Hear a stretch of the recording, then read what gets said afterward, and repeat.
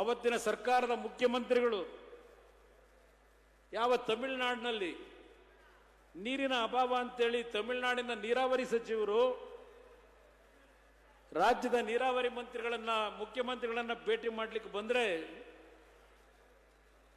ಭೇಟಿಗೆ ಅವಕಾಶ ಕೊಡಲಿಲ್ಲ. ಅವರು ಯಾವೊಂದು 50 ವರ್ಷದ ಅವಧಿ ಮೀರಿ ಹಿಂದೆ ಬ್ರಿಟಿಷ್ನವ್ರ ಕಾಲದಲ್ಲಿ ಏನು KRS ಕಟ್ಟಬೇಕಾದರೆ ಅಗ್ರಿಮೆಂಟ್ ಆಗಿತ್ತು, ಆ ಅವಧಿ ಮೀರಿ ಹೋಗಿತ್ತು. ಮತ್ತೆ ಪುನಃ ಟ್ರಿಬ್ಯುನಲ್ನ ರಚನೆ ಮಾಡಬೇಕಾದಂಥ ಒಂದು ಪರಿಸ್ಥಿತಿ ಆಗ ಹಿಂದೆ ಇದ್ದಂಥ ಸರ್ಕಾರಗಳು ಅದಕ್ಕೆ ಅವಕಾಶ ಕೊಟ್ಟಿರಲಿಲ್ಲ. ದೇವೇಗೌಡರು ಪ್ರಥಮ ಬಾರಿಗೆ 28 ವರ್ಷಗಳ ನಂತರ ನೀರಾವರಿ ಮಂತ್ರಿಗಳಾಗಿ ಯಾವ ರೀತಿ ಅವತ್ತು ಈ ಒಂದು ನೀರನ್ನು ಉಳಿಸ್ಲಿಕ್ಕೆ ಪ್ರಯತ್ನ ಪಟ್ಟಿದ್ರು. 83ರಲ್ಲಿ ನೀರಾವರಿ ಮಂತ್ರಿಗಳಾಗಿ ನಿಮಗೆ ನೆನಪಿಸ್ಕೊಡ್ಲಿಕ್ಕೆ ಬಯಸ್ತೀನಿ. ಅವತ್ತು ಮುಖ್ಯಮಂತ್ರಿಗಳು ನೀರಾವರಿ ಸಚಿವರು ತಮಿಳುನಾಡಿನ ಮನವಿಯನ್ನು ತಿರಸ್ಕಾರ ಮಾಡಿ ನಮಗೆ ಟ್ರಿಬ್ಯುನಲ್ನ ನೀವು ರಚನೆ ಮಾಡ್ಕೊಳ್ಳಿ ಅಂತ ಕೇಂದ್ರ ಸರ್ಕಾರಕ್ಕೆ ಗ್ರೀನ್ ಸಿಗ್ನಲ್ ಕೊಟ್ಟರು. ಅದರ ಹಿನ್ನೆಲೆ ಯಾವ ಟ್ರಿಬ್ಯುನಲ್ ರಚನೆ ಆಯಿತು, ನಮ್ಮ ರಾಜ್ಯಕ್ಕೆ, ನಮ್ಮ ಕಾವೇರಿ ಜಲಾನಯ ಪ್ರದೇಶದ ಈ ಒಂದು 5-6 ಜಿಲ್ಲೆಗಳಿಗೆ ಅವರ ಬದುಕಿನ ಮೇಲೆ ಪೆಟ್ಟನ್ನು ಕೊಟ್ಟತಕ್ಕಂಥ ತೀರ್ಮಾನ ಅವತ್ತಿನ ಕಾಂಗ್ರೆಸ್ ಸರ್ಕಾರದಲ್ಲಿ ಏನು ಮಾಡಿದ್ರು. ಚುನಾವಣೆಯಲ್ಲಿ ಸೋತಿದ್ರು. ನನ್ನ ನಾಡಿನ ನನ್ನ ರೈತರ ನೀರು, ನಮ್ಮ ನೀರು ಏನು ಹೋರಾಟ ಮಾಡಿದ್ದಾರೆ ಅದೊಂದು ಇತಿಹಾಸ ಇದೆ. ನೀವು ಅವರ ಜೀವನ ಚರಿತ್ರೆಯನ್ನು ಓದಬೇಕು. ಇವತ್ತು ಯಾವ ತುಮಕೂರಿನ ಬಗ್ಗೆ ಚರ್ಚೆ ಮಾಡ್ತಾರೆ, ದೇವೇಗೌಡರ ಹೋರಾಟದ ಪ್ರತಿಫಲ ಹೇಮಾವತಿಯನ್ನ ಜಲಾಶಯವನ್ನು ನಿರ್ಮಾಣ ಮಾಡದೇ ಇದ್ದಿದ್ರೆ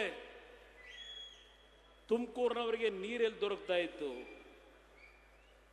ತುಮಕೂರಿನ ಜನ, ಅಲ್ಲಿ ರಾಜಕಾರಣಿಗಳು ದೇವೇಗೌಡರ ಮೇಲೆ ಅಪ್ರಚಾರ ನಿರಂತರವಾಗಿ ಮಾಡಿದ್ರು. ದೇವೇಗೌಡರು ಹಾಸನ ಜಿಲ್ಲೆಯಿಂದ ರೇವಣ್ಣ ಅವರು ದೇವೇಗೌಡರು ಎಲ್ಲ ನೀರನ್ನು ಹಾಸನ ಜಿಲ್ಲೆಗೆ ಬಳಕೆ ಮಾಡ್ಕೋತಾ ಇದ್ದಾರೆ, ತುಮಕೂರಿಗೆ ದ್ರೋಹ ಮಾಡಿದ್ದಾರೆ. ಇದು ಅಲ್ಲಿಯ ಕಾಂಗ್ರೆಸ್ ಮತ್ತು ಬೇರೆ ವಿರೋಧಿಗಳು ದೇವೇಗೌಡರ ಬಗ್ಗೆ ಯಾವೊಂದು ಜನಗಳಲ್ಲಿ ಅಸೂಯೆ ಹುಟ್ಟಿಸಿದ್ರು, ಅಪನಂಬಿಕೆಯನ್ನು ಹುಟ್ಟಿಸ್ತಾ ಬಂದರು. ಈ ಒಂದು ಉದಾಹರಣೆ ಕೊಡ್ತಾ ಇದ್ದೇನೆ. ದೇವೇಗೌಡರು ಒಂದು ಬಾರಿ ಸೋತಿದ್ದ ಪ್ರತಿಫಲ ಈ ಕಾವೇರಿಗೆ ಆದಂಥ ಒಂದು ಅನ್ಯಾಯ. ಇವತ್ತು ಸಹ ಮುಂದಿನ 1ನೇ ತಾರೀಕು ಬಜೆಟ್ ಮಂಡನೆ ಆಗ್ತಾ ಇದೆ.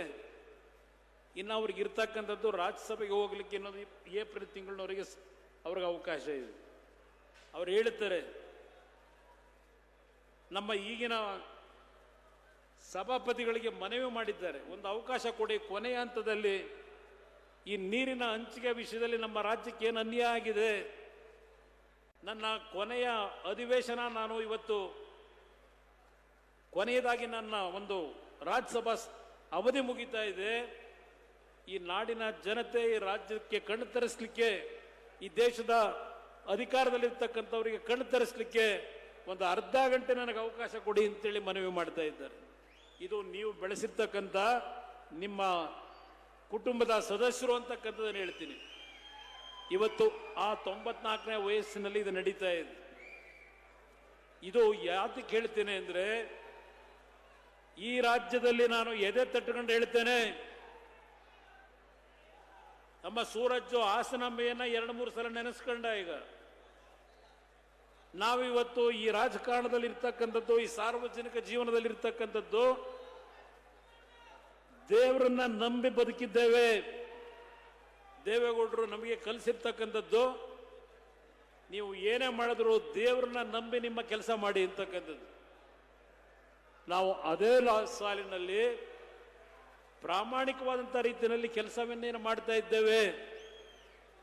ಆಕಸ್ಮಿಕವಾಗಿ 2 ಬಾರಿ ಮುಖ್ಯಮಂತ್ರಿ ಆದೆ. ಈ ಸರ್ಕಾರಕ್ಕೆ ಕೇಳಲಿಕ್ಕೆ ಬಯಸ್ತೇನೆ, ಈ ಸರ್ಕಾರ ಬಂದು 2.5 ವರ್ಷದಲ್ಲಿ 2800ಕ್ಕೂ ಹೆಚ್ಚಿನ ರೈತ ಕುಟುಂಬದಲ್ಲಿ ಪುನಃ ಆತ್ಮಹತ್ಯೆ ಆಯಿತು. ರೈತ ಕುಟುಂಬದಲ್ಲಿ ಅದರ ಬಗ್ಗೆ ಕಿಂಚಿತ್ತು ಈ ಸರ್ಕಾರಕ್ಕೆ ಪಶ್ಚಾತ್ತಾಪ ಇಲ್ಲ, ಅದೆಲ್ಲವನ್ನು ಮುಚ್ಚಿಟ್ಟಿದ್ದಾರೆ. ಇವತ್ತು ಮೆಕ್ಕೆಜೋಳ ಬೆಳೆದಿದ್ದೀರಿ. ಉತ್ತರ ಕರ್ನಾಟಕದ ನಮ್ಮ ನಾಯಕರುಗಳು ಬಂದಿದ್ದಾರೆ, ತೊಗರಿ ಬೆಳೆದರು, ಕಡಲೆ ಬೆಳೆದಿದ್ದಾರೆ. ಈ ಸರ್ಕಾರ ಯಾವ ಸಮಯದಲ್ಲಿ ಖರೀದಿ ಕೇಂದ್ರಗಳನ್ನು ಪ್ರಾರಂಭ ಮಾಡಿ MSP ದರದಲ್ಲಿ ಬೆಲೆ ಕಡಿಮೆ ಆದರೆ ಮಧ್ಯಸ್ಥಿಕೆ ವಹಿಸಿ ಸರ್ಕಾರ ಇವತ್ತೇನು ಕೊಂಡ್ಕೋಬೇಕು ರೈತರಿಂದ ಕೊಂಡ್ಕೊಳ್ತಕ್ಕಂಥ ಕೆಲಸಕ್ಕೆ ತಕ್ಷಣ ಕೈ ಹಾಕಲಿಲ್ಲ. ಯಾವುದು ನಿಜವಾದ ರೈತರ ಸರ್ಕಾರ, ಯಾವುದು ಇವತ್ತು ಅಹಿಂದ ಸರ್ಕಾರ?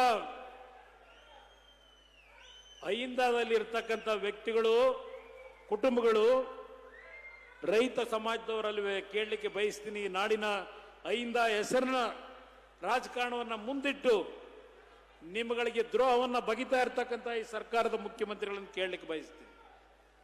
ಇವತ್ತು ಮೆಕ್ಕೆಜೋಳ ಬೆಳೆದಂತ ರೈತರು ಬೀದಿಗೆ ಬಂದಿದ್ದಾರೆ, ತೊಗರಿ ಬೆಳೆದಂತ ರೈತರು ಗುಲ್ಬರ್ಗಾದಲ್ಲಿ ಬೀದಿಗೆ ಬಂದಿದ್ದಾರೆ. ಇವರು ಯಾವಾಗ ಖರೀದಿ ಕೇಂದ್ರ ಪ್ರಾರಂಭ ಮಾಡ್ತಾರೆ? ಯಾವಾಗ ನನ್ನ ರೈತರು ಅವರ ಸಾಲ ತೀರಿಸಲಿಕ್ಕಾಗದೆ ಬೆಳೆಗೆ ಸಾಲ ಮಾಡ್ಕೊಂಡಿರ್ತಾರೆ ಖಾಸಗಿಯವರ ಹತ್ರ, ಅವ್ರ ಸಾಲ ತೀರಿಸಲಿಕ್ಕಾಗದೆ ಯಾರು ಸಾಲ ಕೊಟ್ಟಿರ್ತಾನೆ ಅವನು ಒತ್ತಡಕ್ಕೆ ಮಣಿದು ಅವ್ರು ಕೇಳಿದಷ್ಟು ಬೆಲೆಗೆ ಆ ಬೆಳೆ ಏನು ಕೊಡ್ತಾರೆ. ಆದ ನಂತರ ಈ ಸರ್ಕಾರ ಖರೀದಿ ಕೇಂದ್ರ ಪ್ರಾರಂಭ ಮಾಡುತ್ತಾರೆ. ಆ ಖರೀದಿ ಕೇಂದ್ರಕ್ಕೆ ಬೆಳೆ ತಗೊಂಡೋಗೋರು ಯಾರು? ನಿಜವಾದ ಹೊಲದಲ್ಲಿ ಬಿತ್ತಿ ಬೆವರು ಸುರಿಸಿ ಸಂಪಾದನೆ ಮಾಡಿದಂಥ ಬೆಳೆಯನ್ನು ಸಂಪಾದನೆ ಮಾಡಿದಂಥ ರೈತರು ಖರೀದಿ ಕೇಂದ್ರಕ್ಕೆ ಹೋಗಲ್ಲ. ಈ ಸರ್ಕಾರದಲ್ಲಿ ಕೆಲವು ಬ್ರೋಕರ್ಗಳನ್ನು ಇಟ್ಕೊಂಡಿದ್ದಾರೆ. ಅದಕ್ಕೆ ನಾನು ಮಂಡ್ಯದಲ್ಲಿ ನಿನ್ನೆ ಒಂದು ಮಾತು ಹೇಳಿದೆ, ಇದು ಬ್ರೋಕರ್ಗಳ ಸರ್ಕಾರ ಅಂತ ಹೇಳಿ. ಬ್ರೋಕರ್ಗಳ ಸರ್ಕಾರ, ದುಡ್ಡು ಅವ್ರಿಗೂ ಹೋಗ್ತದೆ, ರೈತನಿಗೆ ಹೋಗಲ್ಲ.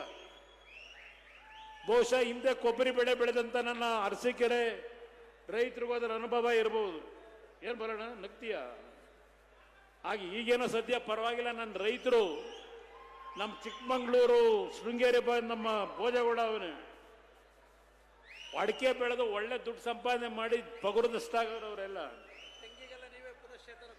ಈಗ ತೆಂಗು ಎಳ್ನೀರು 60 ರೂಪಾಯಿ, ತೆಂಗಿನಕಾಯಿ 90-100 ರೂಪಾಯಿ, ಕೊಬ್ಬರಿ 25,000. ಸದ್ಯ ನೀವು 13,000 12,000 ಬಂದಾಗ 1,000-2,000 ಜಾಸ್ತಿ ಮಾಡಿಸ್ಬಿಡೋಣ ಸರ್ಕಾರದಲ್ಲಿ ಬೇಡ್ತಾ ಇದ್ರಿ ನೀವು.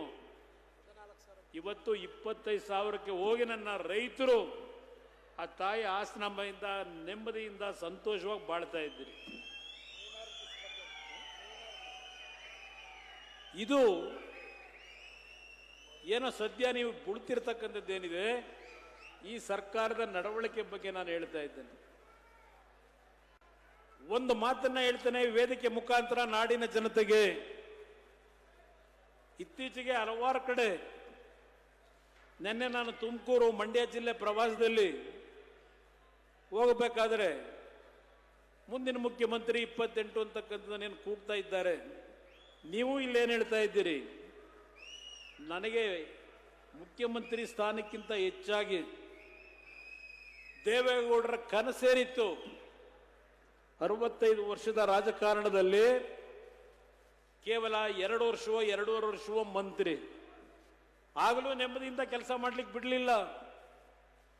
ಉತ್ತರ ಕರ್ನಾಟಕದ ನೀರಾವರಿ ಯೋಜನೆಗಳಿಗೆ 200 ಕೋಟಿ, ಕಾವೇರಿ ಜಲಾನಯ ಪ್ರದೇಶದಾಗ ನೀರಾವರಿ ಯೋಜನೆಗೆ 100 ಕೋಟಿ ಕೊಡಬೇಕು ಅಂತ ಹೇಳಿ ನೀರಾವರಿ ಮಂತ್ರಿಗಳಾಗಿ ಅವತ್ತೇನು ಒತ್ತಡ ಹಾಕಿದ್ರು.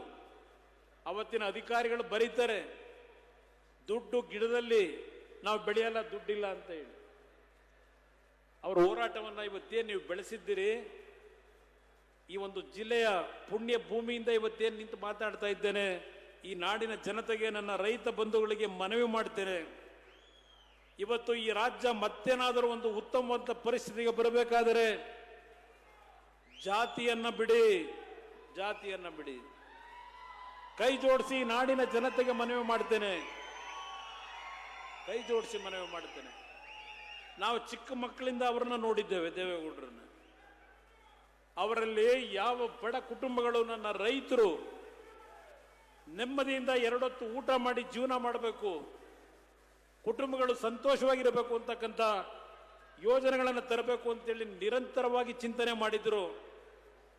2 ವರ್ಷ ನೀರಾವರಿ ಮಂತ್ರಿ, 18 ತಿಂಗಳು ಮುಖ್ಯಮಂತ್ರಿ. ಈ ವೇದಿಕೆ ಮುಖಾಂತರ ಉತ್ತರ ಕರ್ನಾಟಕದ ಬಾಗಲಕೋಟೆ, ಬಿಜಾಪುರ, ಕಲಬುರಗಿ, ಯಾದಗಿರಿ ಹಲವಾರು ಜಿಲ್ಲೆಗಳ ನನ್ನ ರೈತ ಬಂಧುಗಳಿಗೆ ಮನವಿ ಮಾಡ್ತೇನೆ. ದೇವೇಗೌಡರು 94ರಲ್ಲಿ ಮುಖ್ಯಮಂತ್ರಿ ಆಗದೆ ಹೋಗಿದ್ರೆ ಇವತ್ತು ಯಾವೊಂದು ಟ್ರಿಬ್ಯುನಲ್ ನಮಗೆ ನೀರನ್ನ ತೆಗೆದುಕೊಳ್ಳಿಕ್ಕೆ ಕೃಷ್ಣಾ ಮೇಲ್ದಂಡೆ ಯೋಜನೆಯ ಟ್ರಿಬ್ಯುನಲ್ ಆದೇಶ ಮಾಡಿದ್ದಾರೆ, 1 ಇಂಚು ಮುಂದಕ್ಕೆ ಹೋಗಲಿಲ್ಲ ಈ ಸರ್ಕಾರ, ಬಂದಂತ ಸರ್ಕಾರಗಳು. ಅವತ್ತು ದೇವೇಗೌಡರು ತೆಗೆದುಕೊಂಡಂತ ನಿರ್ಧಾರ 2000ನೇ ಇಸ್ವಿ ಒಳಗೆ ಮೊದಲನೆಯ ಟ್ರಿಬ್ಯುನಲ್ ಬಚಾವತ್ ಕಮಿಷನ್ ಕೊಟ್ಟಂತ ನೀರನ್ನ ನಾವು ಬಳಕೆ ಮಾಡ್ಕೊಳ್ಳದೆ ಇದ್ರೆ ಅವತ್ತು ಉತ್ತರ ಕರ್ನಾಟಕದ ರೈತರು ಬೀದಿಗೆ ಬರಬೇಕಾದಂತ ಪರಿಸ್ಥಿತಿ ಇತ್ತು. ಕೇವಲ 4 ವರ್ಷದಲ್ಲಿ ಆ ನೀರನ್ನ ಬಳಕೆ ಮಾಡಲಿಕ್ಕೆ ಆಲಮಟ್ಟಿ ಜಲಾಶಯವನ್ನ ಕಟ್ಟತಕ್ಕಂಥ ನಿಟ್ಟಿನಲ್ಲಿ ಅವರು ತೆಗೆದುಕೊಂಡಂತ ನಿರ್ಧಾರಗಳು ಈ ವೇದಿಕೆ ಮುಖಾಂತರ ಈ ಪುಣ್ಯ ಭೂಮಿಯಿಂದ ಈ ನಾಡಿನ ನನ್ನ ರೈತ ಬಂಧುಗಳು ಉತ್ತರ ಕರ್ನಾಟಕ ಇರಲಿ, ಮಧ್ಯ ಕರ್ನಾಟಕ ಇರಲಿ, ಮನವಿ ಮಾಡ್ತೇನೆ. ಅವತ್ತು ದುಡ್ಡಿನ ಕೊರತೆ, ಅವರ ಬಜೆಟ್ 3,000 ಕೋಟಿ ರೂಪಾಯಿ ಇತ್ತೇನು. ನೀರಾವರಿ ಬಾಂಡ್ಗಳನ್ನ ಮೊದಲನೇ ಬಾರಿಗೆ ಏನೋ ಒಂದು ಸರ್ಕಾರದ ಮುಖಾಂತರ ಬಿಡುಗಡೆ ಮಾಡಿ ಹಣ ಸಂಗ್ರಹ ಮಾಡಿದ್ರು. ಹಲವಾರು ವಿಷಯಗಳಿದೆ ಮಾತಾಡ್ಲಿಕ್ಕೆ ಹೋದ್ರೆ.